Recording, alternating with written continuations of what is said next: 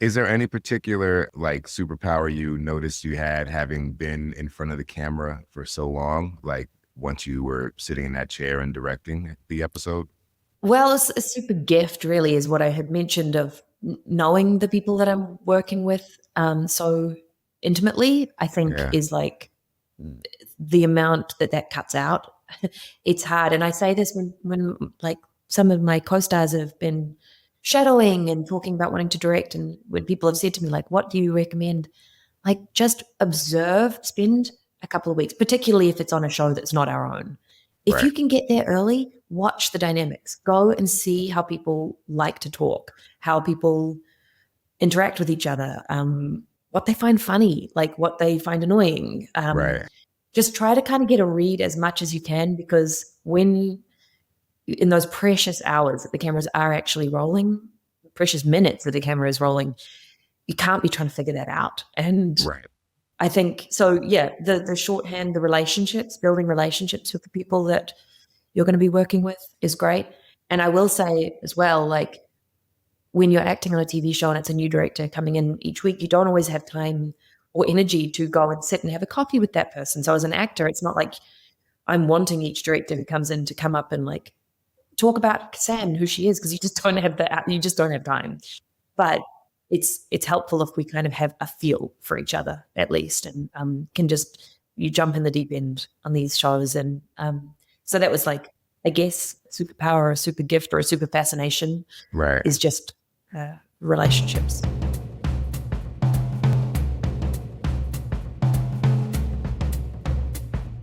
Let's Shoot with Pete Chatmon is a podcast on directing for anybody that's, quite simply, ever watched anything.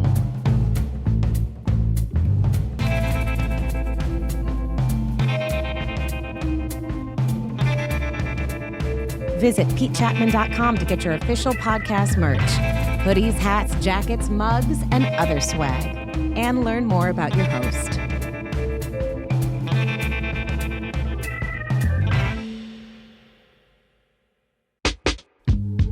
Let's Shoot with Pete Chatmon is sponsored by the good folks at Scriptation. Scriptation is the Emmy Award-winning app for production that allows you to mark up scripts, transfer notes, generate breakdowns, and so much more. No matter where you fall on the call sheet, Scriptation makes it easy to go paperless, collaborate with your crew, and save hours of time. Go to scriptation.com/Pete to learn more and receive a special offer exclusive to Let's Shoot listeners. Now, on to the show.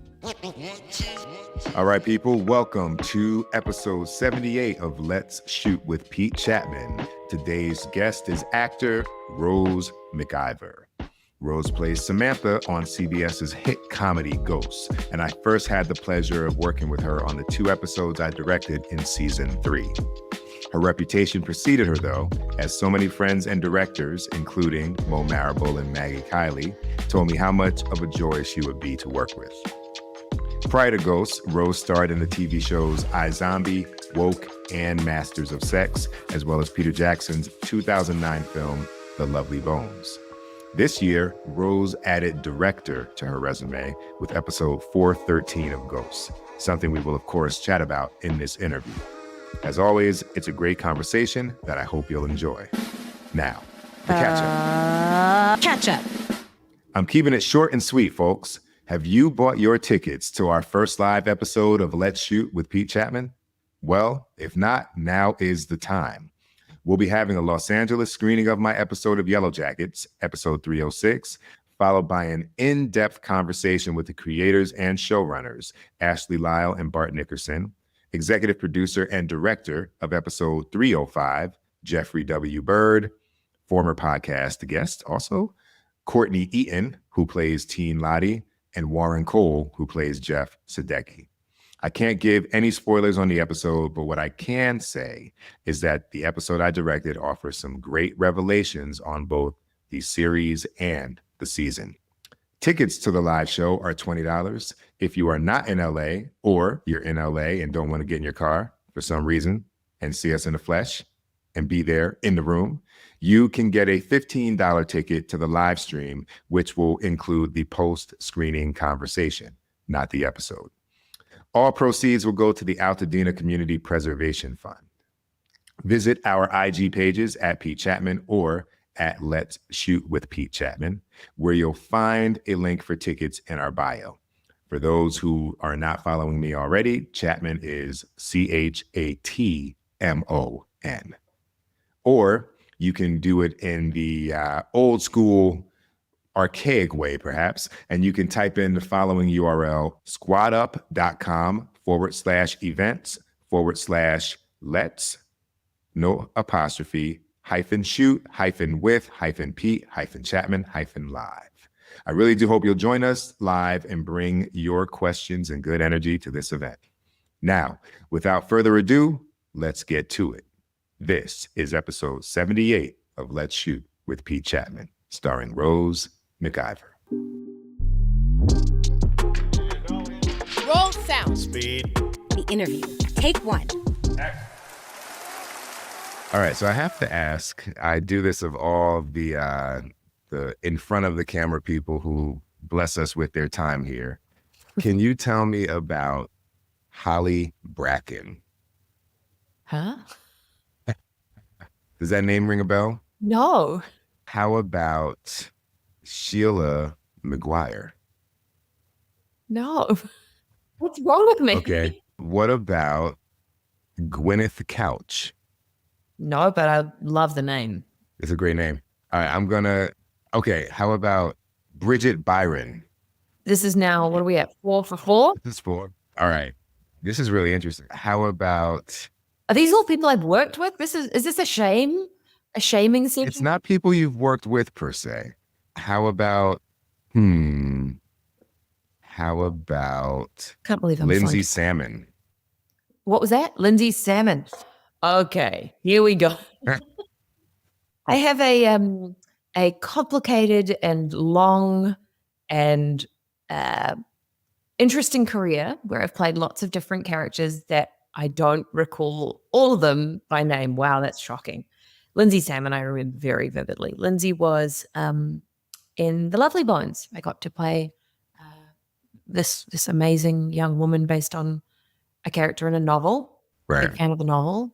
And it was my first job in America. So that was very memorable. Can we go back to some of the others though? Tell me what they're on. So the first one I think I threw at you was Holly Bracken, 3 episodes, Shortland Street, 1992. Okay, I was 8. You got to let me up the hook for that. Okay, who else? Then I think I said maybe it's a Sheila McGuire, Murder in Greenwich, 2002. Right. That was one really profound line I think I had, which is like she's dead or something. This one I thought would get you. Bridget Byron was CSI. Dressed to Kill. That was the episode. I played it. Okay. There you go. Oh, yep. I was in It a all scene comes with back. Ted Dance, and it was, yeah, okay, Bridget. Bridget did ring a bell, I'll be honest. This speaks to the uncanny ability, though, to remember so much shit, so many lines, so many words, and then let it go and move on, because you can't have multiple personality disorder like otherwise, like you can't retain all of this information. Yeah. Yeah, I've been thinking about this a lot lately, like containing multitudes, how we're like individuals who, I think even when you're not an actor, you have like 80 versions of yourself. And, you've got the one that you are with your mom and the one that you are at work and the one that you are with your partner. And it's like, yeah, sometimes as an actor, that's just kind of underlined. That part of the experience is underlined. Because, yeah, those names, you just had me panicking though, Pete. I thought they were all like crew that I'd worked with and forgotten. Like this, You're all co-stars. Yeah, exactly. I was like, oh no. Going, Can I ask you this? Do you remember? I mean, let's take like Ghost, Woke, and iZombie, the last kind of not fully 3, but maybe last 3 recent TV projects. Do you remember all the directors' names? Yes, iZombie was 5 seasons of, between 13 and 18 episodes a season. I would maybe need a last name for some people, but definitely, yeah, Woke and Ghosts are like super recent. Yeah, for sure. Yeah. All right, so let's get into the origin story. You're from New Zealand. Mm-hmm. When do you pick up this like idea that acting is a path or a respite, or a goal as a young person? My brother was scouted for a commercial when he was 2 or something, in a bank. He was just a very verbose little boy, and he was having like a chat on the phone, a toy phone, and an agent happened to be in there and was like, "Oh, we need a boy for a commercial. I'm looking for somebody. He looks great. And would you be interested?" And my mum's not a performer at all, and not a stage mum at all, and immediately kind of seized up. I think it was like, "Oh, I don't know. It seems pretty weird." But also like, just being candid, when we were little, it's like if he did a commercial and got paid $2,000, that could pay for his soccer for the year. Like it was just great. Okay. So she weighed it up and she was like, well, one thing, awesome. Did it. And then he was really good and other people wanted him and stuff. And he kind of kept getting little opportunities and she was pretty wary.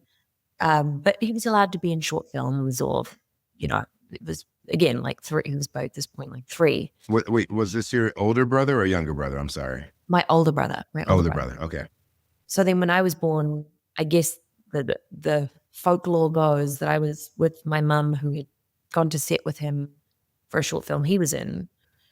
And they said, "Oh, what a sweet little baby." I was like 9 months and everybody was very New Zealand. Everybody starts to know everybody, and they were really nice people. I'm like, "Would you mind if she was just on this mother character's hip in the scene?" And Mum was like, "Okay."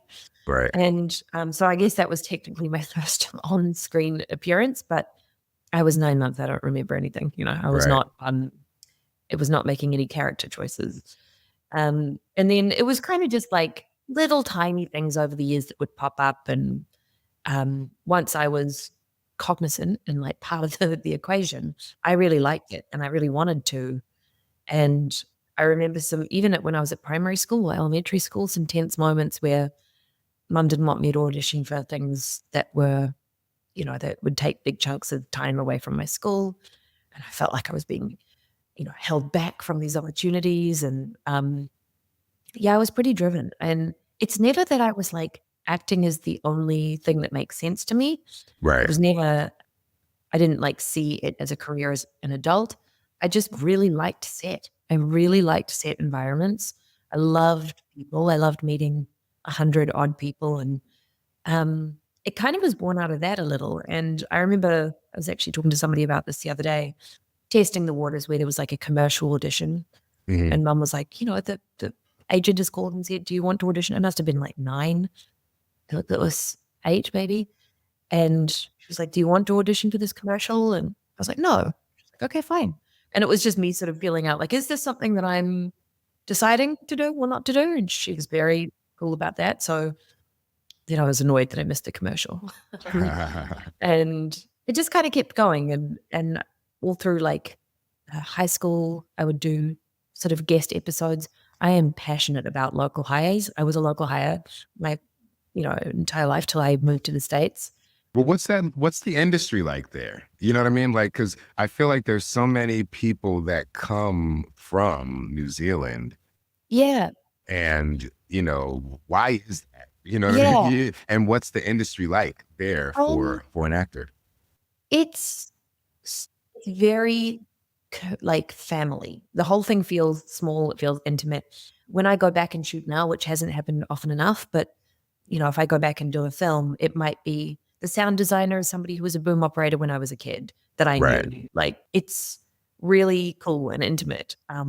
It's just small and it's not well funded and the opportunities are really limited. So I pretty much knew nobody. I didn't have role models who were full-time actors. Everyone I know, and even like some of my favorite actors to this day who are Kiwis who I look up to, had to have another job as well. So they taught or they, I don't know, hosted children's birthday parties or did something. So it's like, it's a really cool industry. But yeah, there would be these big American projects that came in.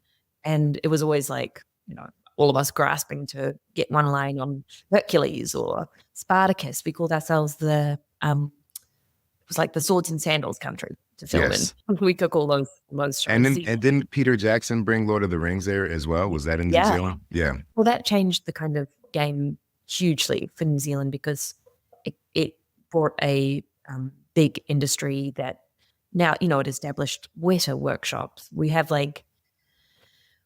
kind of an influx and a what am I talking about? The infrastructure to support big projects Right. on the back of, I think, Peter Jackson's films really changed the game there. So yeah, it's grown a lot, but I know that feeling of what it meant when a big American project would come in and how that employed all of my friends for so Right. long. And so I get so excited when I get to go and connect with, we shoot in Montreal, meeting the actors, the journeymen who work consistently there on all the different projects that come through. I have so much respect and fellowship with those people. At what point do you, because you started, you were doing this in 9 months, and at what point do you either recognize or are you nudged to work on an American accent? Out the gate. And I've got to say, there are some of the most shocking American dialogue lines out there from when I was 5, 6, 7. I was doing Hercules, and I remember one particular line of "Mommy, Daddy's home" on Hercules that I can't remember why, but sometime in the last 10 years I heard it again and it was jarring. But it was a great training ground. And, we all kind of learned. And I guess to answer your question, why do so many people come from New Zealand and Australia? It's this becomes an amazing training ground for people to learn episodic television and, these big shows that come and shoot. We're driven. We're we know that these opportunities don't come along every day. Right. I think it's, there's a community of people who are bold and willing to travel to the other side of the world and throw their hat in the ring and try. Yeah. And, you're also not seeing everybody who didn't come over. So there's there's all sorts of different pools of, people who haven't necessarily gotten quite so much work. They all are at home too. But yeah. So at what point do you make the, transition to working in the States? And is there any kind of term that people have oh, you've made it to, to LA, or is there a colloquial term that you all use? That's I think that we need one. We don't have one really. I think I would have been 18.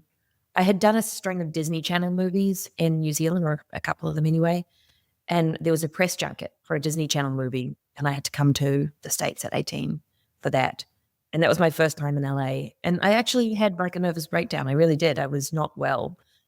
It was very overwhelming. It was, I think I really liked my life at home. I was excited to see elsewhere, but I was very aware that when I arrived here I had some of those experiences that everybody talks about. I remember an executive from, I don't even think it was at Disney, it was at some studio that housed children's shows.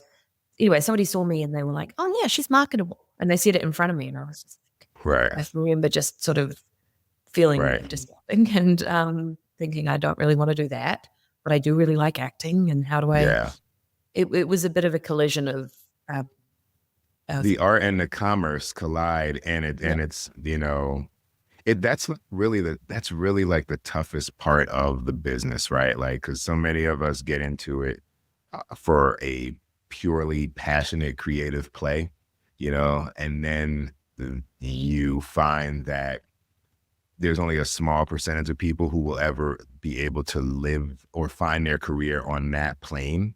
You know what I mean? And maybe they're fortunate to be protected from the commerce of it all, or they succumb to it because people take advantage of them. But it's a tough thing of trying to have this kind of left brain, right brain, tightrope in order to do the dance, know you're doing it, but feel like I'm still getting to make my shit, while doing and having those this moments thing. of creative satisfaction, or as I said, for me, a lot of it was genuinely socially driven. I loved the environment. I loved set. I don't know, from early on, I found it I loved people collaborating and how many things had to line up all at once for it to work, and listening to each other. I loved that. And when you come and you just suddenly it's a business model. It's a little jarring. Right. But then I went back home, and then I was very, very fortunate. I played Lindsay Salmon in The Lovely Bones, which was Peter Jackson's first film that he'd filmed in the States. Right. So I actually came with him and a team of Kiwis. I felt like, I had some familiar people around me, and we all lived in Philadelphia for 3 months and worked on that. And that was incredible and eye-opening and brilliant. And then went home and was sort of scared about it all again, and had another moment of like, I went back to university and started working at like a retail shop, and just was, I didn't really want to make this like giant life commitment to live somewhere else. Right. I think I missed family. I love my family. Right. But eventually kind of kept dipping my toe in the pool and kept coming out for little things. And then, suddenly I've been here 13 or 14 years now, and surreal. It's funny because I read a lot of like biographies, and that was how I kind of stayed on the path for all the years before. I love yours. Thank you. It's useful, helpful to hear people's stories and like how they figured it out. And yeah, I agree with you. Yeah, that was like such an empowering thing because for the most part I'd be like, oh, like, my thing is particular to me, but it's not unique to the journey.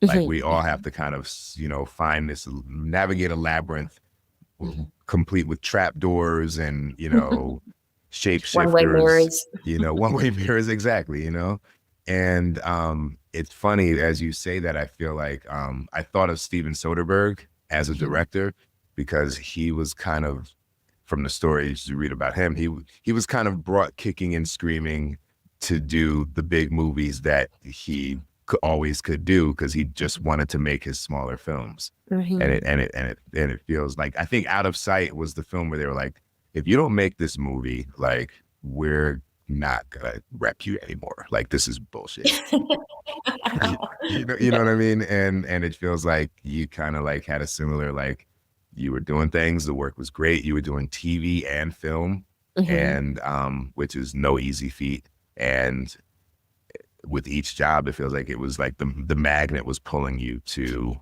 the States.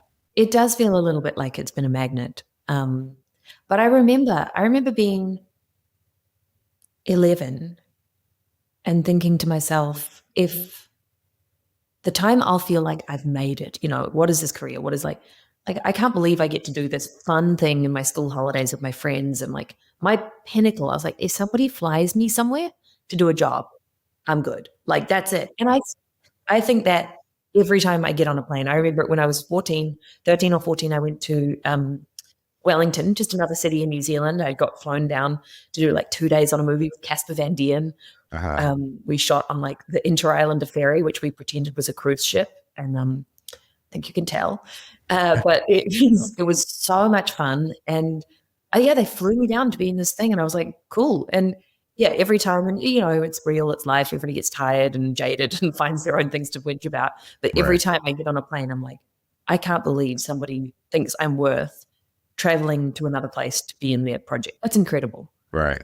There's humble, and also knowing how fleeting it is too. Like my good buddy, who was actually first person that agreed to do this podcast in 2020. Really? My buddy Theo Travers, he mentioned to me one time, he was like, there's 4 stages to your career. There's Who's Pete Chatmon, there's Get Me Pete Chatmon, there's Get Me a Younger Pete Chatmon, and then there's Who's Pete Chatmon. And I was like, wow, that's so accurate. Yeah. But so remaining humble on that 4-stage, that 4-act show is important, because that humbleness is going to probably come into play in the later stages when people remember you weren't an asshole.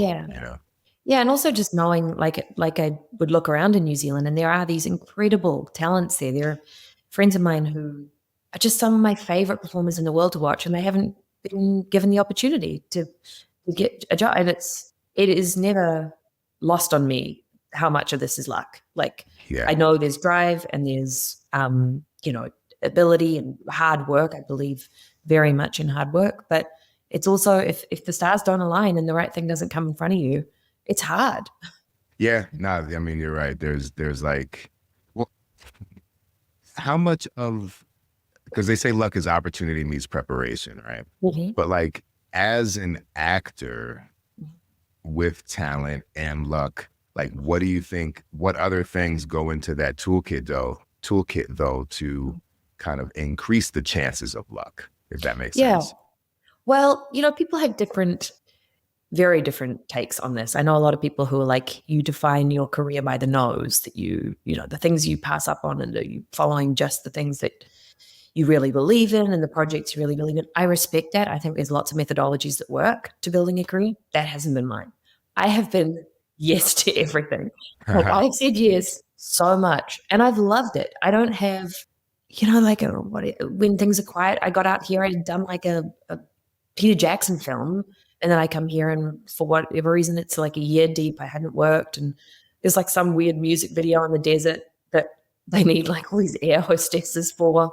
We're filming in the Mojave Desert in like 110 degrees. I'm Right. like, let's do it. Okay, sure, whatever. Doing background essentially. And I did that with two of my best friends and we had the time of our lives. And I'm just like, there's something to learn anywhere. I really believe that. And Right. whether it's like, make sure your cast and crew are fed and that there is air conditioning available to them when you're filming in a desert. Like, there's something in it. Granted, I'm not like signing up for things like that all the time, but I definitely, for me, a lack of, I think that I understand why people build things wanting good taste and wanting to create meaningful projects. I seek those out for sure, but they're like part of it to me. That's not everything that I want to do. I feel like there are lots of projects I do that people have rolled their eyes at. And I'm like, man, there's an audience for them. Somebody's watching them. They deserve to have like somebody who cares, trying to make them the best version they can be. So I'm like try to say yes, like, be safe and be realistic, but also, you never know who you're going to meet. Like, some of those are the most bonding projects where you and somebody else are struggling to make a line of dialogue make sense or seem remotely natural, and you and that person end up going and making something with somebody else. It's like, just try, like, let yourself be privy to as many opportunities as you can. I definitely believe in that myself. When did you get a sense of, so you knew you'd made it when you were being flown places. But then, like, what was the next step, or was there, where you were like, oh wow, like my career is taking a pivot, like I'm on a TV show, I'm high up on the call sheet, like was there a moment where you said, okay, this is ratcheting up a notch? Yeah, it's not one that people would expect necessarily, but I was the lead of this TV show when I was 15 in New Zealand called Madigan's Quest, and it was like a children's fantasy TV show. And I worked with some of my heroes, like Rachel House, who's an amazing performer, Danielle Cormack, Tim Balm. There were these actors that I looked up to so much as a kid, and then I'm the lead on the show that they're in. So I should have asked you first about Garland Madigan. I would have been like that. I would have, yeah. And it was really pivotal to me because it was learning how to lead a show and how to juggle. Because to me, being number one on a call sheet, or essentially actually being on set in general, is just multitasking. It's listening to lots of people. And I was studying, I was at high school, and that was like the one job that my mum let me have. I think it was 3 months off, and I did 3-month stretch where I was working with a tutor.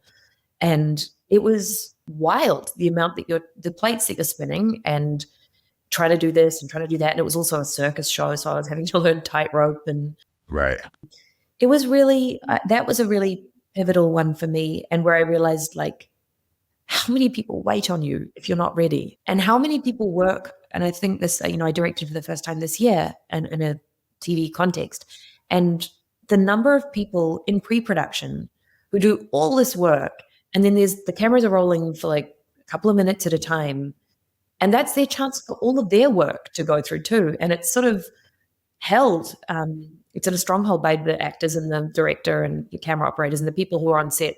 But for them, they're all waiting. They're like, did my thing work? Can we Right. see that the way we need to? Or has the location delivered in terms of, I don't know, whatever visibility we have in the deep background? It's like, it's just amazing to me the number of people who are invested. And I think that Madigan's Quest was like a big wake up for me.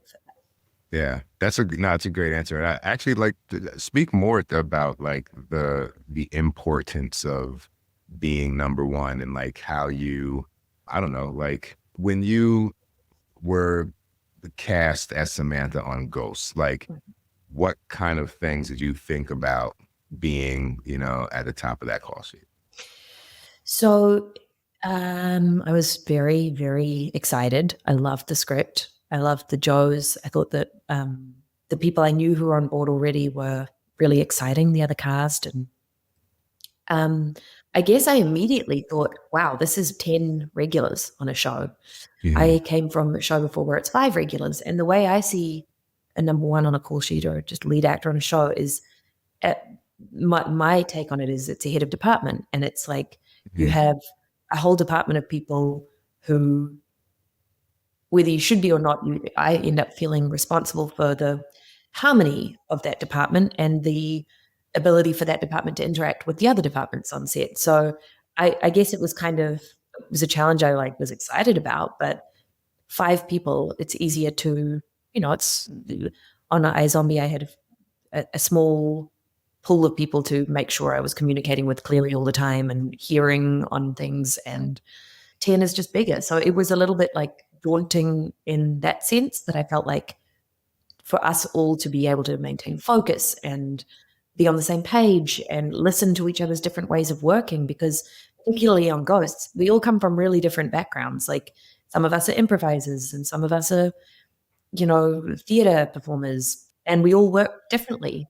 So that's kind of the stuff that I love the most about it, but it's definitely what I thought about was, okay, great. How do we get some kind of cohesion between all of these different methodologies? Right. I think you do a good job too of like being, first I was going to say an ally, and I'm speaking personally, like being an ally to a director, but I don't know if that's necessarily the right word, but like I can remember times where like sometimes when you have a scene with like 10 people more, it's no one's just sitting there waiting to go, right? Herding cat's feet, you can call it what it is. And so like I saw that I could like, and from my perspective, like I often will let the AD do that because I don't really want to be in the position of like wrangling, because it can just change the dynamic between director and actor. But I knew I could like look over and you'd be like, guys, let's focus here, or let's where do we want to do this? Yeah. You made me think of, in New Zealand, I remember we were talking about the relationship with New Zealanders with the police force there. And we were like talking about the change that happened when they became responsible for dealing with traffic violations as well as keeping people safe. Right. And it's like, you want to be the cop who comes and is keeping people safe. As soon as you're the director who's being seen as the one who's like penalizing or, like having to hold people accountable for being overexcited, which is quite frankly how it happens on set, you don't get taken seriously in the capacity you want to be necessarily. And that's hard. And so I agree. I think a great AD is brilliant. And we've been so lucky on Ghosts to have that. But it's that balance all the time of not wanting to dampen the enthusiasm of a whole stack of performers who are trying to find energy and texture and nuance to the scene. Right. But you need to get through a day. And when I say, I catch myself when I say I think of number one on a call sheet as the head of department, I am speaking very specifically about an episodic TV. I think in a feature film, or any kind of film, it's a different ball game. It's like maybe even in streaming. I'm not sure. I haven't done enough. But when you're doing 22 episodes and there's the sort of mechanics of it all, I think very specifically about it. And also when the directors are coming in for episodic TV for 2 weeks at a time, or maybe 3 weeks, including their pre-production, I take it very seriously that those are like guests you're having at your house, and Right. they have brilliant ideas, and maybe they don't know, I don't know, the sound department's names individually yet or whatever, but there's just a hesitation. And I've worked with plenty of actors who like to challenge episodic directors and sort of, I think sometimes that comes out of an ego thing of like proving that we know our characters and we know the show. And I'm like, sure, you do. You know your perspective on that show incredibly intimately, but you don't know any of the stuff that's been taken into consideration in pre-production. And you don't know any of the creative visual ideas that have been considered. You're not thinking about the transitions between scenes. You're not thinking about any of that. So I feel like I really react strongly to anybody who doesn't respect an episodic director who comes in, because, you know, as long as they're doing their work and they're trying their best, like, yeah, there's an etiquette thing, I think, a little bit to it, just manners. Well, it's hard to prolong this line of questioning because it's like right here for us. But you obviously directed your first episode of Ghosts, which was 413, right? And I've got a bunch of questions, but right now I think I'd start with like, what were some things that you experienced, you know, as an actor that you knew you would want to employ as a director and then avoid as a director? I think it's so different with each show, obviously. And I know what was useful about coming from an actor, you know, as an actor inside a show and understanding the workings and the communication and the showrunners and what they like and don't like. I knew that our show, the coverage, particularly within the house, is going to be, you know, things that can be edited. We want to be able to ellipse hunks. So all of the imaginative creative blocking that you can come up with is not necessarily useful if there's enough movement in the scene that we can't just cut jokes out, because things are being edited on the fly. It's a fast TV show, you know, and as it should be able to be. But I really knew that I wanted to focus on the coverage that I did get, just getting options and getting performance options. And so also knowing our cast and knowing how people work and how some people like to really get in the weeds on the story and some people like to keep things really fresh and barely want to rehearse a word. I was excited to kind of hone in on the communication that worked best with each cast member. And that was awesome. It was, it's such a privilege to have the opportunity to direct, for starters. It's something that I've wanted for so long and really worked towards for a long time. And it's a hard position to get. And so I don't take it lightly that, you know, a lot of other people really want that. And I want to do all my homework. And, you know, having directors like yourself who come in and who are generous with, you gave me great ideas out the gate. And you were talking about, when I was trying to storyboard things, you were talking about channels I could go to get storyboards through. It's like having people that you can consult, who you can ask for ideas, and then also knowing and building the confidence on when to trust your gut. And that just is, I'm sure you could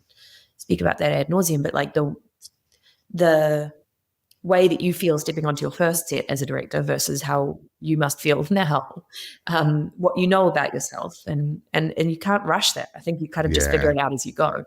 You know, the thing that I feel the biggest takeaway of before the first episode and after the first episode, right? And then it's like a rinse repeat thing, is like that gut instinct you're talking about of like, I have a pretty good feeling that this is going to work. I don't happen to have a point of reference for having done this particular thing before. So part of me is like, it'll work. Will yeah. You know what I mean? And then like you cut the episode and you're like, oh, that worked. And then like you just kind of keep picking up, oh, that worked moments. And then you're just able to like kind of step into more situations and feel confident that even when it's new, you've done like enough components of the thing that you're trying to do that you can feel confident that it'll work. Yeah. And it's a fine line, isn't it? Because you're always wanting to let the best idea win, and to trust that there's people in different departments who know things that you haven't thought about.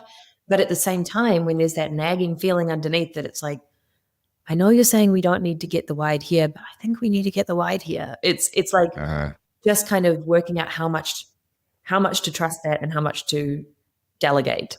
Yeah. And that's the joy of it, kind of. That's the balance. That's what you're trying to do all the time.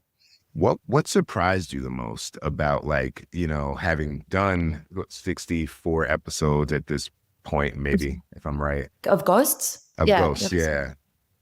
But it's but having done so many episodes, like, you know, and you kind of alluded to maybe part of the prep process being illuminating, but like when you got to set and you started directing, what about the show did you say, oh wow, like I didn't really anticipate that?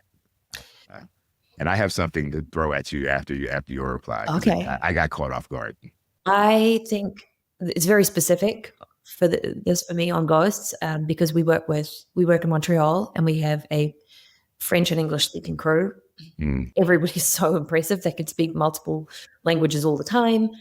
But watching how that communication, I think of it like two splits, like a split screen, and there's like people's brains are scrolling English and French all the time, and then knowing who they can talk to and communicate with the fastest in one language versus another. So especially somebody like an AD having to switch between the two. And it reminded me a little of, as an actor directing, I felt like I had that same split screen of like, there's two languages. It's like I'm thinking about going through this mental checklist on a page that I can't actually circle because I'm in the scene. So I'm right. To get that line.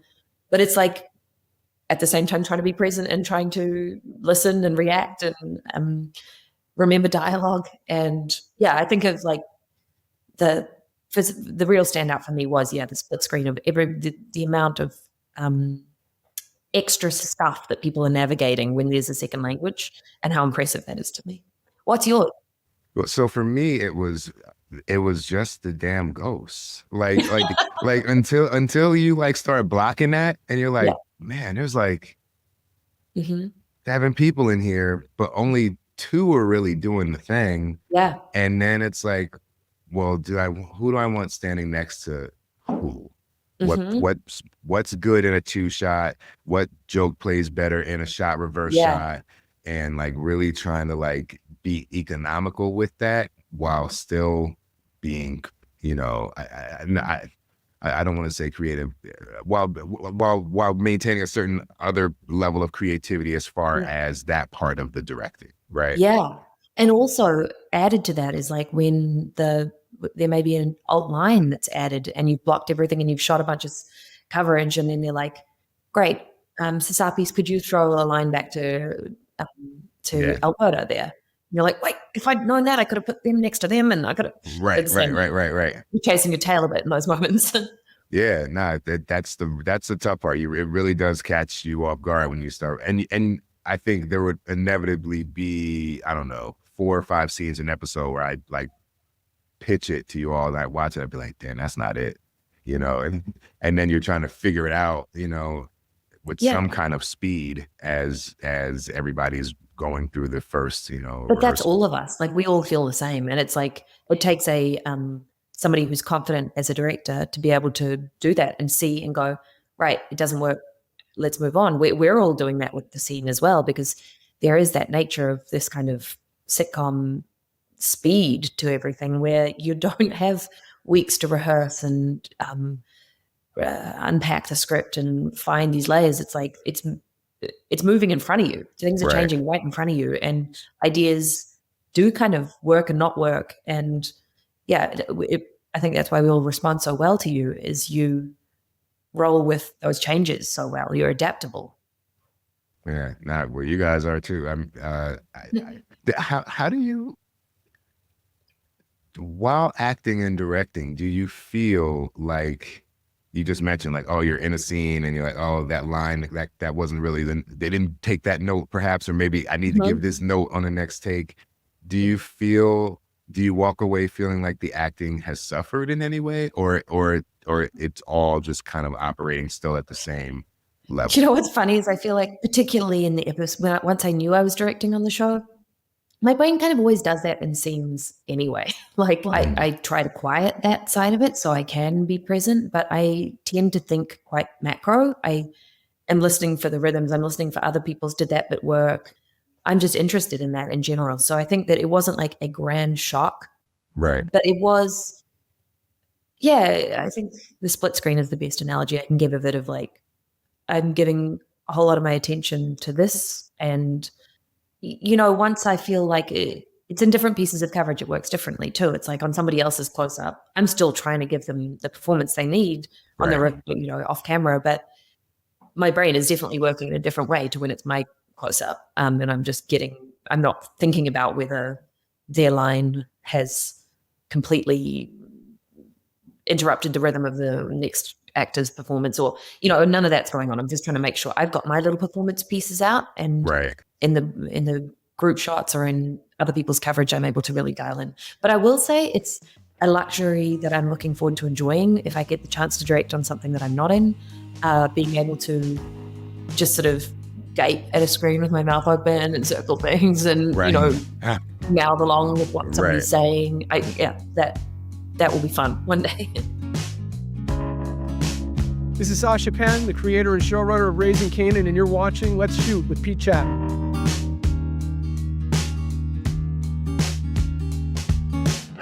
Transitions, a director's journey and motivational handbook, is Pete Chapman's book from Michael Weezy Productions. The reviews are in. Greg Berlanti says, "There's a reason why everyone who works with Pete falls in love with his work. The lessons he imparts here are invaluable. Do yourself a favor and read it cover to cover." From Sarah Gamble, "Pete's sharing gold nuggets that will spare you a ton of wasted time and help you channel your drive, talent, and ambition in the most productive way." And from Jesse Williams, "This business has everything to do with preparation and expectations. Transitions grounds lessons in reality while empowering our artistry to run free. Not an easy balance to execute." Transitions, a director's journey and motivational handbook, is available on Amazon and anywhere else you get your books. Don't forget about your mom and pop shops, people. Let's Shoot with Pete Chapman is sponsored by the good folks at Scriptation. Scriptation is the Emmy Award-winning app for production that allows you to mark up scripts, transfer notes, generate breakdowns, and so much more. Personally, I use Scriptation daily on every production that I am involved with. While directing episode 106 of NCIS Origins, I took advantage of Scriptation's photo feature to organize my blocking for the episode's main set piece. We turned a restaurant with one entry point into a multi-level club with private rooms and back alleys, and sharing the photos in my script helped my department heads bring it to life. This is just one of the ways I use the incredible features inside of Scriptation. Go to scriptation.com/Pete to get an exclusive 20% off Scriptation's premium toolkit, Scriptation Industry Pro. Is there any particular superpower you noticed you had having been in front of the camera for so long? Like once you were sitting in that chair and directing the episode? Well, it's a super gift, really, is what I had mentioned, of knowing the people that I'm working with so intimately, I think is like the amount that cuts out. It's hard. And I say this when some of my co-stars have been shadowing and talking about wanting to direct, and when people have said to me, what do you recommend? Just observe, spend a couple of weeks, particularly if it's on a show that's not our own.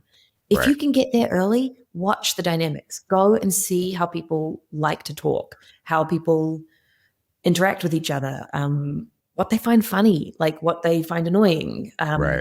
Just try to kind of get a read as much as you can, because when in those precious hours that the cameras are actually rolling, precious minutes that the camera is rolling, you can't be trying to figure that out. And I think, so yeah, the shorthand, the relationships, building relationships with the people that you're going to be working with is great. And I will say as well, when you're acting on a TV show and it's a new director coming in each week, you don't always have time or energy to go and sit and have a coffee with that person. So as an actor, it's not like I'm wanting each director who comes in to come up and talk about Sam, who she is, because you just don't have time. But it's helpful if we kind of have a feel for each other at least, and can just you jump in the deep end on these shows. And so that was like, I guess, a superpower or a super gift or a super fascination Right. is just relationships. How your DP, whether your DP likes being asked how he would cover something, whether he wants a suggestion first, Mm-hmm. all those kinds of personality quirks. Yeah. Do you need a PhD to do this job? Oh yeah. How many episodes have you done now, Pete? It's like 75. That's wild.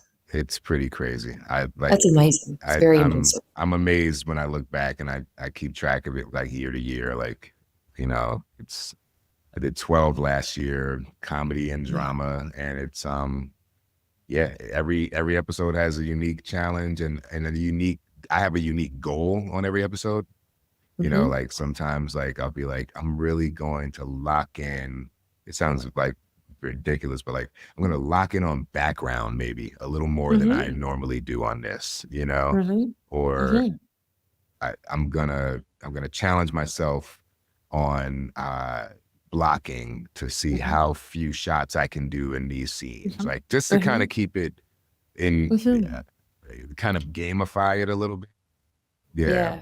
And you never know when you need to pull that stuff out of your back pocket, because the funny reality of it is that like even on the things I've done with like huge budgets, I'm having to go to like my scrappy independent filmmaker bag to get through some scenes. Oh, I bet. Yeah. You know what I mean? Where it's like, hey guys, I know how you usually do this, but we got 40 minutes and here's what we're going to do. And it's like, it's in daylight here. Yeah. It's going to work. But I kind of love that. I like that as well. I get excited thinking about the different role you have as a director in each project. Like some projects, I was speaking to a showrunner the other day and she was like, I really like when a director comes to me with like a really strong vision of what they want and like they're going to surprise me. There are those showrunners. There are people who want that, and that's awesome. Right. There are also showrunners who don't want that, who just want exactly what they're imagining. And to be honest, I love the idea of both. I love the idea, as long as I know, as long as I know what you want. Because if you're wanting me to give you exactly what you want, and you are quite prescriptive, and I actually really would respond well to that. But I think it would be confusing if there is an impression ever of, you do you, make this a Rose McIVER episode, and then I bring you something and you're like, no, we wanted a me episode. Right. So, but I like how you kind of have to reinvent yourself for each job and pull on those different things and go to your independent film like toolbox and just like figure out. And sometimes you gotta figure out where you can, and I always try and find a diplomatic word choice here, because I was initially gonna say where you can push the envelope, but it's not about pushing the envelope, because it's not about like turning it into like what I think it should be. Yeah. But it's like, where can you have a perspective that maybe they haven't, pursued in the show, and find a way to make it fit the show. And like, if you can't, like sometimes like if you can't change the way it's shot, maybe I'll do something interesting on the blocking that will force the way that it shoots to be a little different, Yeah, absolutely. Or find, a rhythm that is slightly unexpected maybe, or as you say, like hone in on one. I mean, I think it would be quite interesting to like, if there's a storyline in an episode that really stands out to you, maybe it's a B or C storyline, but like somebody's perspective that you think doesn't necessarily get portrayed the way it could or should, being able to like underline things and still give them everything. But like, as you say, bring the perspective. It sounds like you've been thinking about this a lot, and I imagine, and I'm curious as to like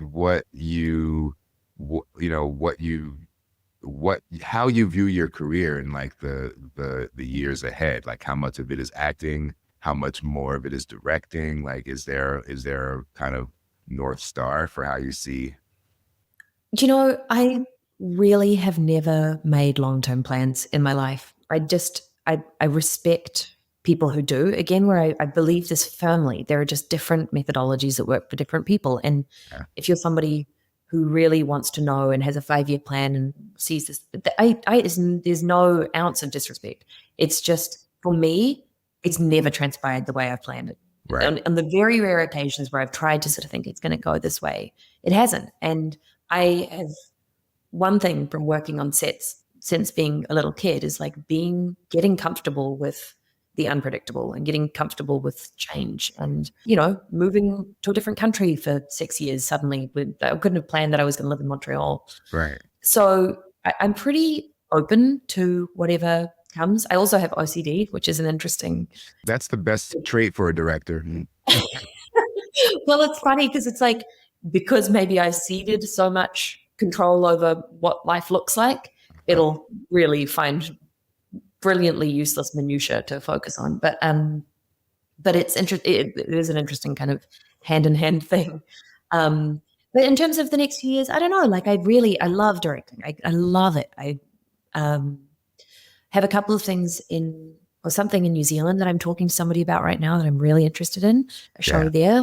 So I'm meeting on that. And, my first experience of really trying to sell myself in these meetings of like what I could bring to the project, but it's cool. It's something really cool. So trying to look for directing opportunities, but at the same time, like, as I said, I think what brings me to any of this industry is the people, and whether that is collaborating as an actor or collaborating as a director, there's so many different ways in. And I think, even writing as well, I enjoy writing. I have a very sort of fraught relationship with it where I'm all about it for, like every writer, all about it initially, and I have a strong idea and I just all I can think about, and then the stuff starts to overwhelm me. But I'm not sure how it'll look really for the next few years. I'm also a new mum, and I really want to be able to be present for my daughter as much as I can.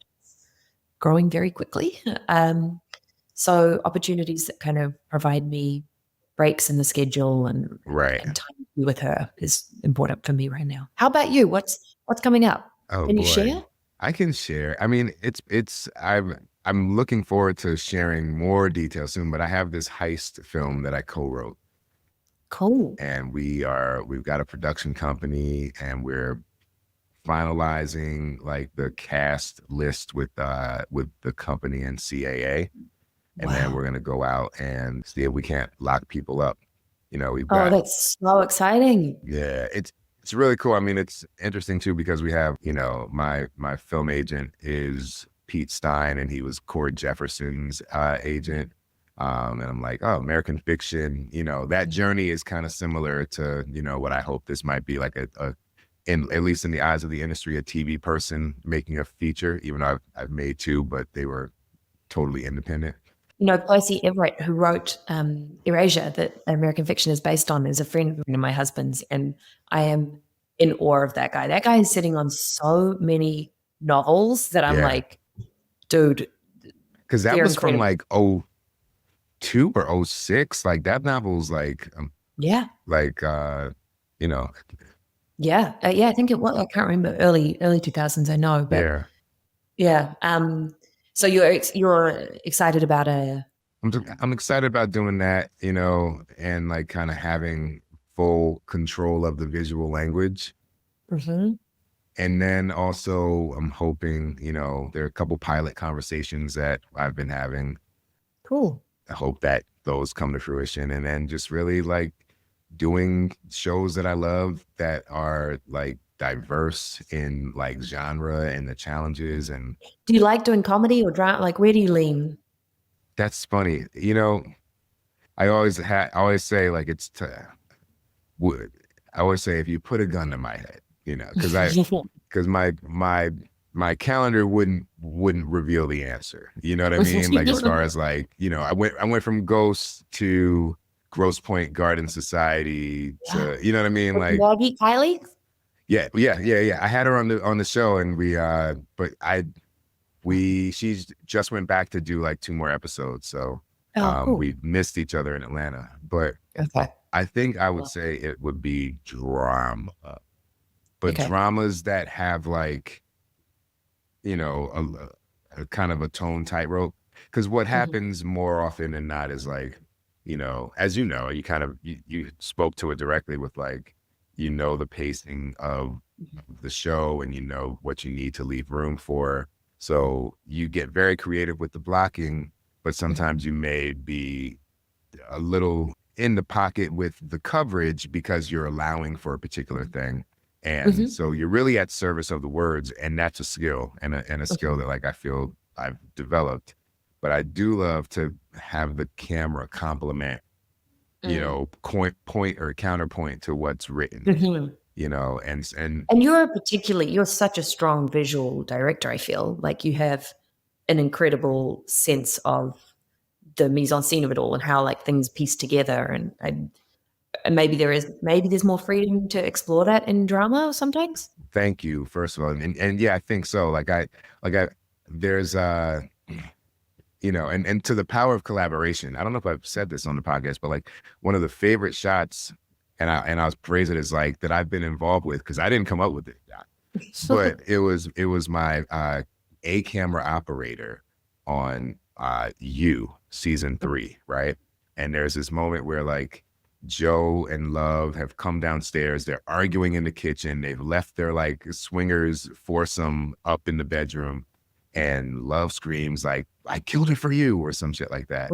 And then we hear something upstairs, and then we're like, oh boy, are they like, did they hear that? And then we cut to them at the stairs about to go up, right? And they're basically like, I guess we have to go up. All right, well, watch for my cue and like just be calm. And so like it's a kind of like French over 50-50 looking at the stairs in front of them while we're behind them. And then they say they're like 3 lines, and as they start to walk away, we boom down and you see he's got a knife and she's got a mallet. And I'm like, that's just fucking great. You know what I mean? It's so clean.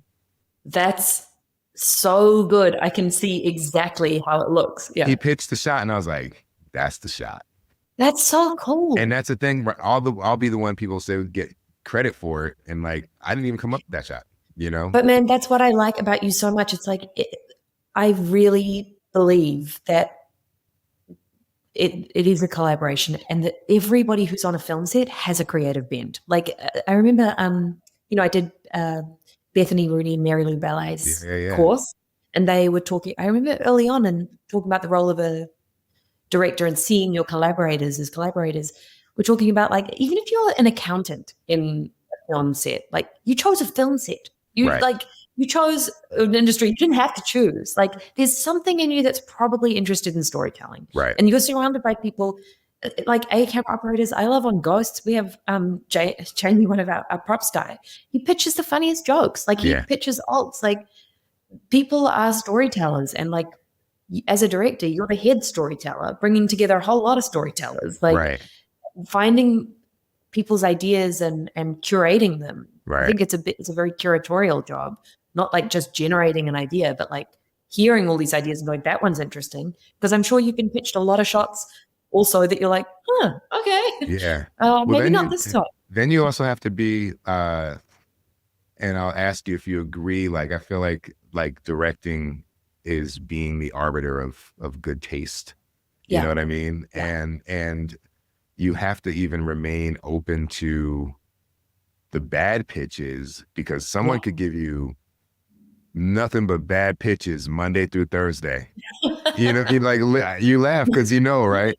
And then like you're walking by, you got your bagel, coffee, and they do a pitch, and you're like, oh shit, that was pretty good. You know, and then that thing elevates. So it's like, how do you have to be open. That's it. I think you have to be a listener. Like you have to be somebody who listens to everything. And it's actually why even in the sort of gloom and doom of AI and the terror of it all, I'm like, I think AI is going to bring so many brilliant ideas and also terrible ideas. And there's a sea of ideas and scripts that it will write and everything. It still needs somebody trying to decide if it's good or not. Like, and try, like that's, I think, creativity is just going to look a little different, but it's still there. It's still looking at thousands of these generated stories and going, that one is relevant now and speaks to something that this community are going to understand. And it's, I get kind of. But you still need new AI will reach a ceiling if we aren't still making new stuff, Yeah. because like they can only scrub from pre-existing to Yeah. then create a current version of past Yeah. emotions and events, Yeah. so like Yeah, how do exactly. you do need both, even I don't know if you use Gmail, but like they now have this like when you type an email, it'll Yes. say polish, right? And Oh, check it out in your Gmail, like, and you can click polish and it'll clean your shit up, right? And what it does is actually take all personality out of it. It makes you sound like you Yeah. just everyone were else. taught how to communicate in a professional way. Yeah. And I do it sometimes to see what it will produce, and then I Mhm. always keep what I have because I'm like, Mhm. that's not me. Mhm. But then the flip side of it is like, there's gonna be like, if I'm ever hiring for folks and moving forward who need to write, I'm gonna make them write in front of me. Yeah. Oh, that's such a good idea. Yeah. You know what I Yeah. mean? Because like I'll say, here's a scenario for this kind of outreach to a client or whatever. Please write that email for me. You have Yeah. 5 minutes. It's going to be like old school, literally school, where it's like you're kind of, everybody leaves their cell phones and there's something in the corner. Yeah. We all sit and watch each other and like watch what's generated from a real human brain. Right. How old fashioned. Yeah. It's such a changing time, and it's wild, it's daunting, it's overwhelming to think about. But there's also moments where I'm really curious and kind of hopeful that there's going to be a new like grassroots way of thinking that comes up Right. out of things. We'll see. I hope so. It might be niche. It'll be like vinyls. Yeah, I know. Something's gonna happen. I mean, the fact that like Ghost got a 2-season pickup was like I saw that and I was like, am I reading this correctly? Yeah, me too. And then there's all these other shows that are like getting 22 episodes, 21, Yeah. I hope that's illustrative of something turning the corner. Yeah. But I was going to ask you a random question. Mhm. Who are your comedy icons, women on screen? Well, these are people that I like look at and think are brilliant. They're not I don't really model myself on any given person. Like there's not people that stand out, but people who I adore watching, like Flight of the Conchords. I mean, and they're friends of mine, but like there's a New Zealander who was a teenager when the Flight of the Conchords albums were coming out. Right. Before their TV show came out. They were like they were so specific. I loved how I felt like I saw our community, our culture depicted. Right. And the sort of New Zealand offbeat, unlike anywhere else. There was something so unique, and that was new to me to see on screen. That was really exciting. As a little kid, or like Jim Carrey's face. His face is just, I could watch that all day. Yeah. Rubber face. Like that was so brilliant. Gosh, I don't know this. I mean, my sister-in-law is Rose Byrne, the actress. And she, when I was younger, was like just the way she navigates drama and comedy. I just can't believe, I think she's a master. She's a complete master. She's so understated. Turns out her whole family have that sense of humor. So ended up marrying her brother.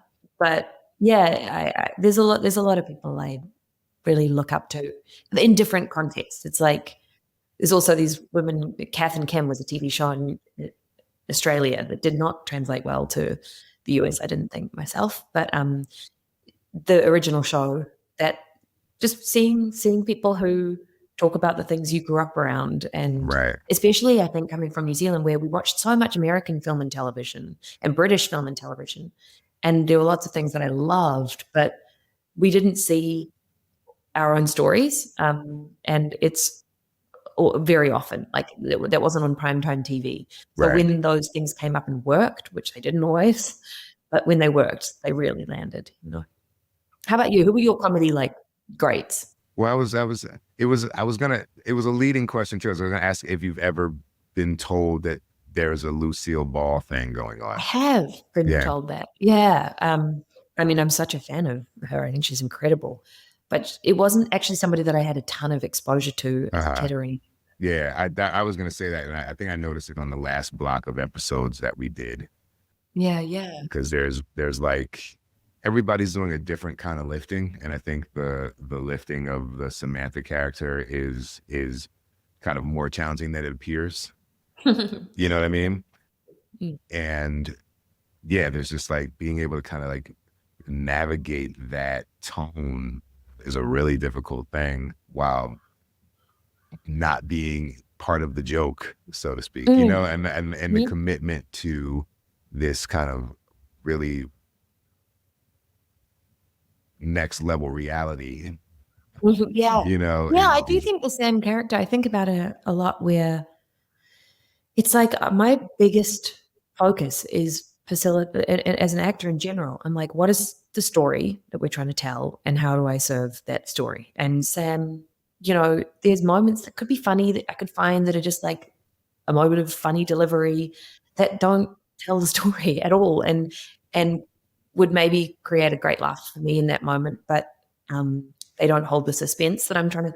I think a lot about suspense and tension, and even with, you know, particularly in drama, but in comedy, that's just as important. It's like, when do we let the air out? Right.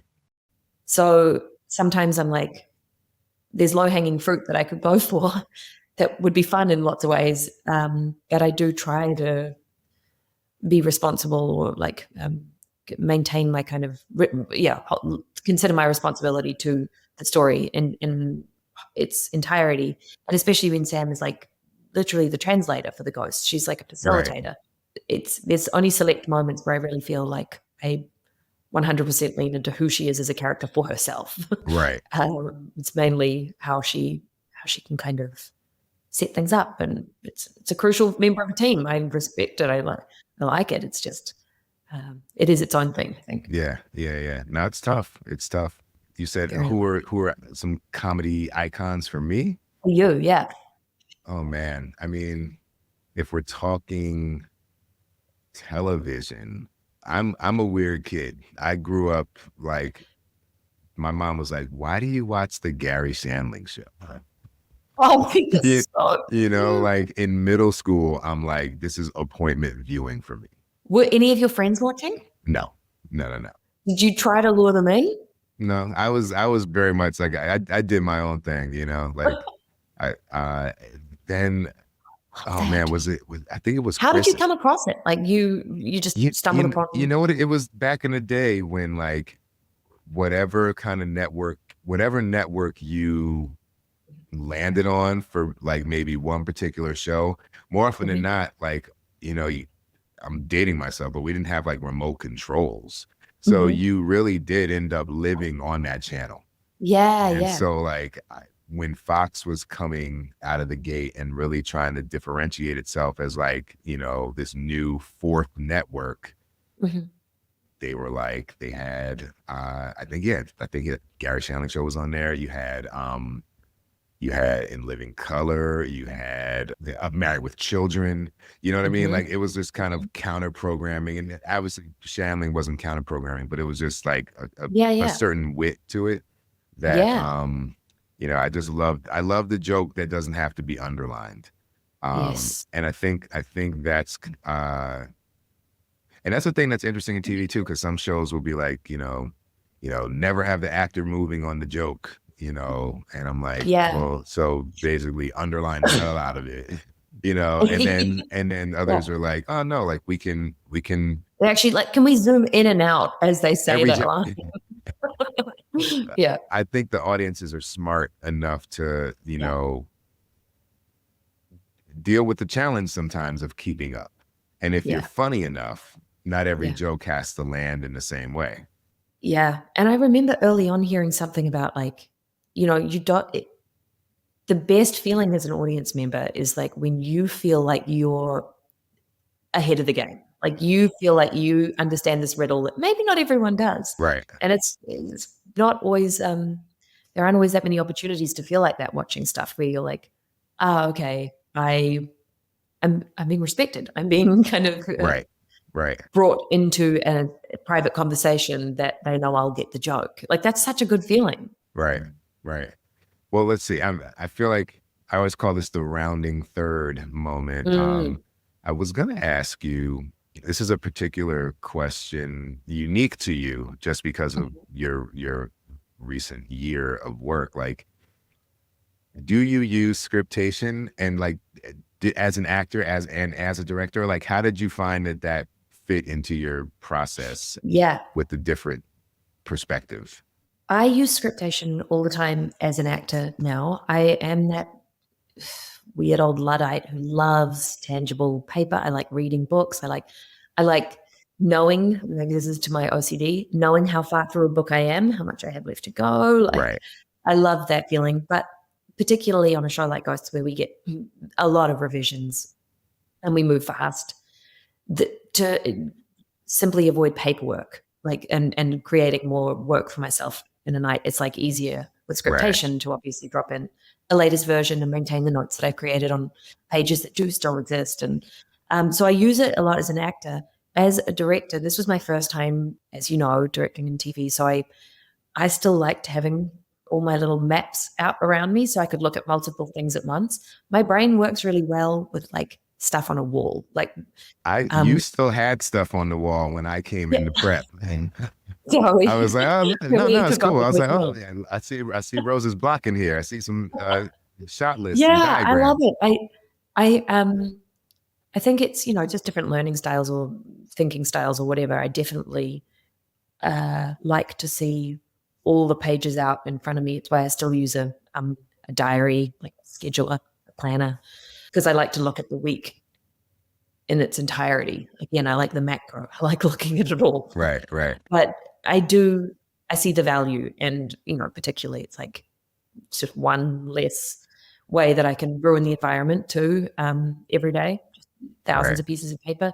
So I'm very keen to get more and more get more and more well-versed in it. And you were really helpful because you're the king of the iPad. Like, I don't know were you an early iPad adopter? I got one. Oh man, I got one for when I was shadowing back in 2015. I was like, all right, well, like, I think because you drive it like a Porsche. Like, it's a whole art. Watching Pete Chatmon on an iPad is like, wow, he's got the fancy pen holder that goes in a special place. Although you have the Apple Pencil Pro Platinum. Yeah. That was mainly just to sort of make a point to you. I was making sure you knew that I was like, I'm not quite there yet. I gotta get to the pen level. Yeah. No, it hasn't had as much of a workout as it should, but I am keen to learn, and I really like the idea of all these really sophisticated storyboarding, pieces of software and shot listing. It's really needing to sit down and do a class with somebody. I'm not very good at just figuring those things out myself. It's like I need to do a workshop or something. Yeah, I mean, figuring out your own process is part of the process because it's. Yeah. I always say, like, it's not really something. Well, depending upon your workflow, I would try new things out on things that weren't urgent. Yeah. You know what I mean? Like, so when I was shadowing, I was like developing my like director process, or what I hoped might be one, because it was never like, I have to rely on this right now. I could kind of fiddle around with it and then be like, oh, I see that didn't really work so well. So I'm not going to change it now, but next time I shadow, I'm going to do this to my prep document, Yeah. You just figure it out. It's like, you've just got to keep going. You've got to keep trying and keep refining, and, maybe something takes a while, and if you've repeated it a bunch of times and it's not sticking, then you move on. But there are a lot of those things where it really does just take, once you can understand the technology a little bit better, it can be such a game changer. So yeah. Did you find that you have a particular phrase, a go-to phrase that you liked to say while directing? Well, Trent O'Donnell, my friend who directed a pilot of Ghosts, and he directed a ton of the episodes. He was very candid with me early on about, and I shadowed Trent, but he was like, find 500 ways to say speed it up. So like, let's take the air out. Right. Let's barrel through this one. Right. Let's, whatever. Right. I could come up with those all day, but he was very vocal about how important that is. And it is. It's like, especially when it's 21 minutes of television, there is not time for lengthy reflective pauses in performance. And if people give them, guess what? They're getting cut out. So like, I think it's nice to give the actor the opportunity to present a performance where they have tightened that gap themselves. Otherwise, the egg's on their face in the edit when they turn on a dime and suddenly it seems a little incongruous, but it's, Right. Anyway, they faster, learning how to do things faster. I was pretty good at figuring out a number of ways of saying that. And also, I think something, again, I learned in the Warner Brothers TV workshop with Mary Lou and Bethany was like, find a way to say, if somebody asks you a question, you don't have to have the answer straight away. Right. And it may feel like that because there's the haste of a crazy day and you do have to figure things out fast, but you're better to just go, give me a second, let me think about that and I'll get back to you in a second. Right. And actually,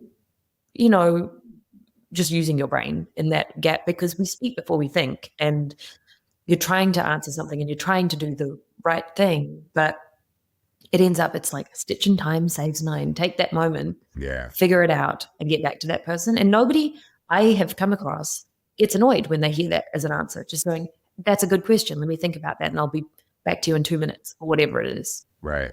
What about you? I remember I think it might have been on Blackish, and it was, kind of on certain scenes, it would just be a lot of fun going on, and I was like, wow, how did you cut through that? And the director, Linda Mendoza, I remember she would just, yell like, all right, here we go.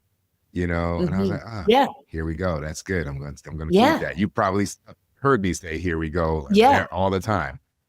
And I just got to give you your flowers here, Pete, because one thing you do that is very notable on a film set is you maintain a level of calm and composure that is not a given for the amount of how, like, we're all in a flap. Everybody's figuring things out as they go, and it's a panic and something's not there and someone doesn't know their lines and someone's emotional.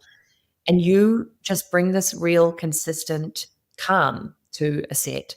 And you by no means you move through stuff. You don't take unnecessary time, but it just de-escalates all of that when your energy is very appreciated and is not a given. Yeah, we're really grateful. I appreciate that. It's I came to that after some student film blow-ups where you realize, like, what did I gain out of that except the affirmation that I was in over my head being confirmed for everyone who saw that, Well, it's good. It's like, as a parent, I think about that a lot, of like just maintaining that calm in amongst little storms and stuff going on, and panicked, because people, and babies particularly, but are so attuned to that and so sensitive to when you start to fall apart, there it goes. And then you're arguing with a tiny person. Exactly. So you just have to ride out the tantrums and the storm of 140 crew members or whatever it might be, and just be like this consistent, even presence who will find the answers and get through the day. It definitely leaves an impression on me, and it's something that I aspire to in my work. No, that's nice. I mean, I heard nothing but everybody raving about how it was going, because I guess you had already shot. But this is the power imbalance. They have to. I'm the lead in their show. I'm really hell to be around. I'll tell you what, though, I've come to this. People have no problem saying nothing. That's true. You know what I mean? Like they will.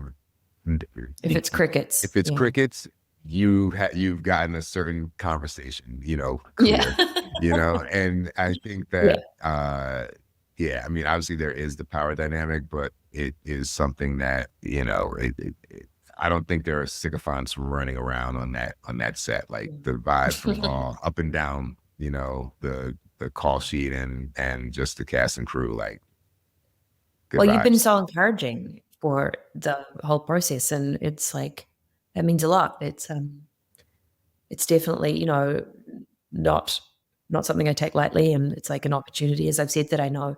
And I know a lot of our crew in Montreal. We've got like tons of crew members who would be great directors. They have incredible instincts, and that's the luck meets opportunity, and I'm very lucky. Does this mean there'll be no episodes for me in the future now, since you're going to take them all? Yeah, I've got actually a Kim 2 directing deal. No, Pete, you better be back. We'll be knocking down your door. Our schedule, where we shoot in the year, where we Man, live. I love coming to join y'all over the holidays. I always try and do that. Oh. And it's And you can handle the cold. yeah, I mean, unfortunately, You got that heated vest. I've seen that tech. it's always on, and Montreal is beautiful. So I've come to love that You're like, place. Pete, you're inside. It's like 80 degrees in here, and you got the heated vest. You never know.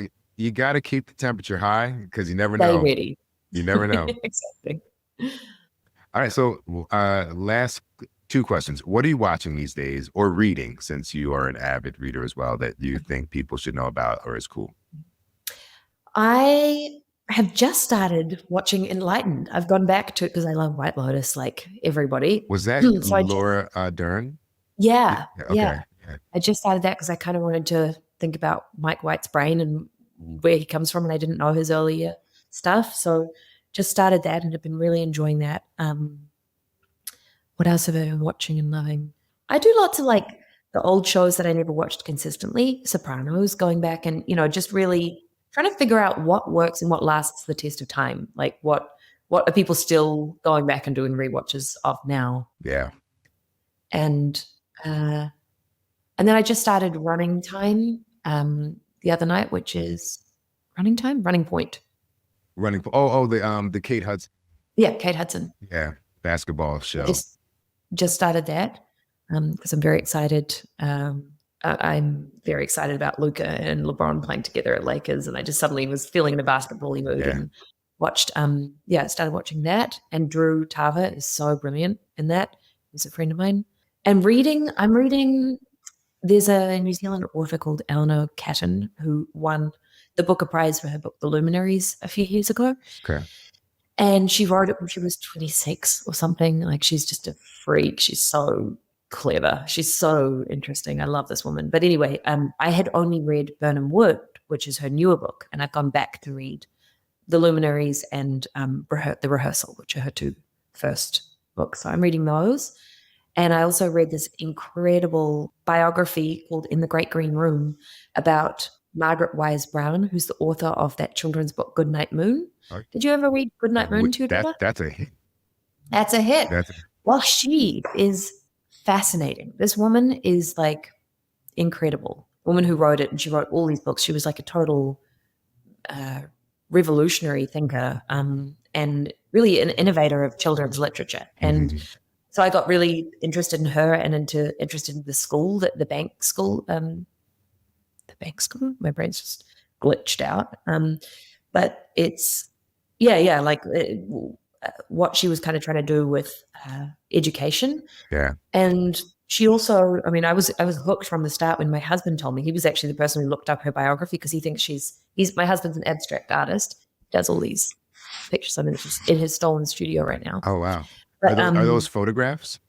These are, yeah. He does he paints as well. He'd kill me if I show his paintings right now because he works in progress. But he does like these photos that are assemblies of stuff, and it's like kind of collage photography. Anyway, That's really cool. It's very inspiring to me. And when he read Goodnight Moon, was just like, he's read it to our daughter over and over again. He's fascinated by how it kind of abstractifies the second half of the book. It's like there's this beautiful thing that's set up. It's so elegant and simple and gentle, and then things just start to get a little weird. Like the good nights start to change, and the big line for us is "Good night, nobody. Good night, mush." In the book.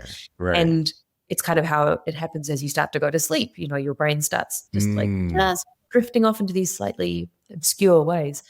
Anyway, I became really passionate about her, and now I'm obsessively tracking what is happening with her life story and the making of, because she ends up, my husband, when he looked her up, told me that she died doing a high kick, which I was like, okay, you've already got me. A This woman, high kick, like a high kick. a You heard me karate? correctly. Like just like a cheerleading high kick. And it was because she had what she thought was an ovarian cyst, but turned out to be an appendix rupture. And she was operated on in Austria. And after the operation, she said to the nuns, who were the nurses, I'm ready to go. And they were like, no, we have to be careful. The clots can build after an operation, and we want to watch you for the next couple of days.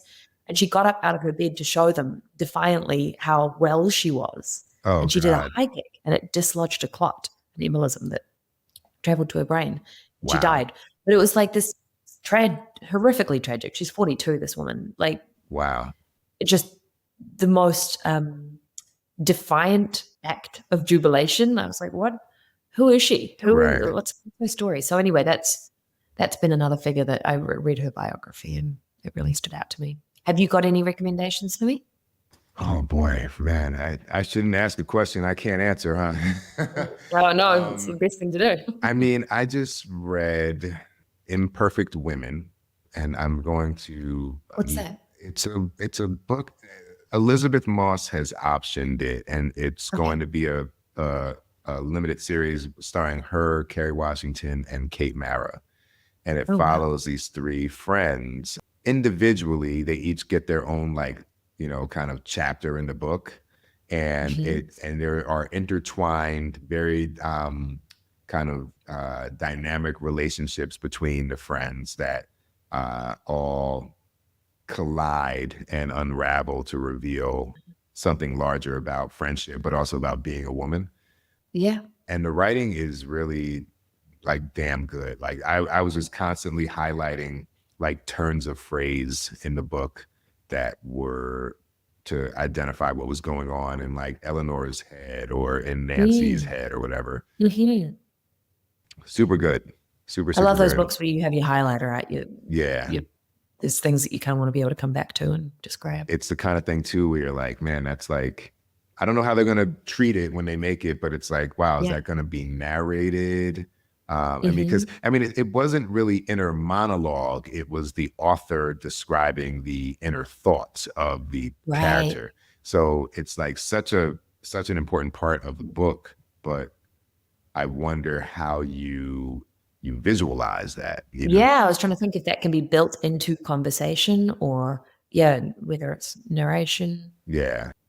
So I'm sure they'll figure it out, but it's going to be a Hulu show. So I read that, and I've been watching Paradise.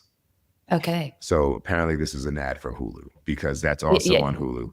And, I haven't seen that yet, but I've been hearing good things. Yeah, Sterling K. Brown, James Marsden, Julianne Nicholson, Sarah Shahi.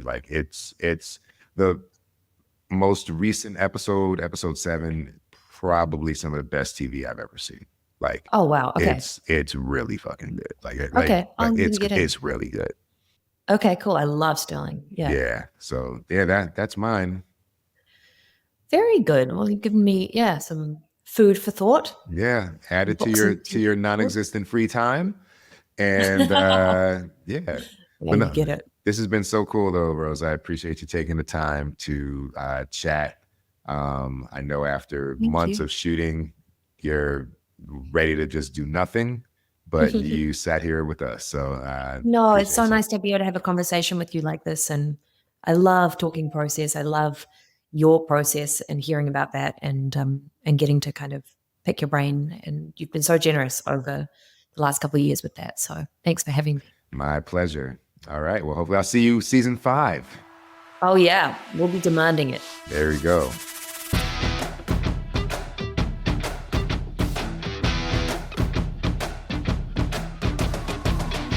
What's up, people? This is Pete Chatmon. Follow me on Instagram and Twitter via @PeteChatmon. Follow the pod on IG via @Let'sShootWithPeteChatmon, and hit up our mailbag with questions, suggestions, or hey, donations if you're feeling like it via let'sshootwithpetechapman@gmail.com. And just in case you need to know how to spell it, that's Pete with the last name CHATMON. Let's Shoot with Pete Chatmon is produced and edited by the multi-talented cut creator Tristan Nash, assistant produced by the young mogul Jada George, and features the wonderfully gifted Kelly McCreary as our announcer. It's written by yours truly, but I mostly come up with these questions on the fly, which you've probably noticed. Go ahead and get your podcast swag via PeteChatmon.com and leave a review on iTunes if so inclined. That shit matters. Let's Shoot with Pete Chatmon is sponsored by Scriptation. Scriptation makes it easy to go paperless on set, increase your productivity, and save hours of time. Let's Shoot listeners get a special discount on Scriptation Industry Pro. Go to scriptation.com/Pete to learn more. All right, thanks for listening, y'all. Tune in next week for our interview with manager Stephen Marks of Dialed In Entertainment. Not sure about the difference between a manager and an agent? Not sure about how to work with your reps? How to be good in a room and build the relationships that anchor a career? Well, we're going to get into all that good stuff. Stephen is also my manager, so we'll be sharing some tried and true tactics for your creative arsenal. So stay tuned, and in the meantime, stay safe, spread love, and keep creating.